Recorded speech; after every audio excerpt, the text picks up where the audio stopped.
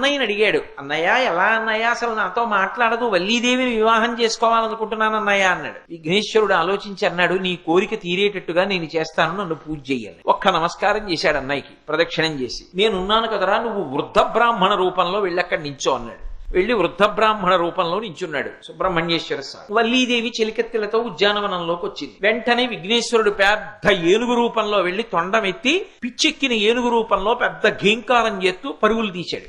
అయ్య బాబోయ్, పిచ్చెక్కిన ఏనుగు వచ్చేస్తోంది, ఎక్కడ చంపేస్తుందో అని వల్లీదేవి పరిగెత్తి వెళ్ళిపోతూ అటు ఇటు చెదిరిపోవడంలో చెలికెత్తెలందరూ రక్షించే వాళ్ళెవరని ఆలోచిస్తూ అక్కడ నిలబడిన వృద్ధ బ్రాహ్మణుణ్ణి ఓ తాతగారిని మనవరాలు పట్టుకున్నట్టు గట్టిగా కౌగిలించు. ఎప్పుడైతే వృద్ధ బ్రాహ్మణుణ్ణి కౌగిలించుకుందో విఘ్నేశ్వరుడు తన అవతారాన్ని అంతర్ధానం చేసి మాయమైపోయాడు. ఈవిడ ఏనుగు ఘీంకారం వినపట్టలేదని భయం తగ్గి కళ్ళు తెరిచి చూసేటప్పటికే వృద్ధ బ్రాహ్మణుడు సుబ్రహ్మణ్యుడు అయిపోయాడు. ఆ తర్వాత వల్లీ కళ్యాణం, వల్లీ దేవసేన సమేత సుబ్రహ్మణ్యేశ్వర స్వామి వారు అయిపోయారు.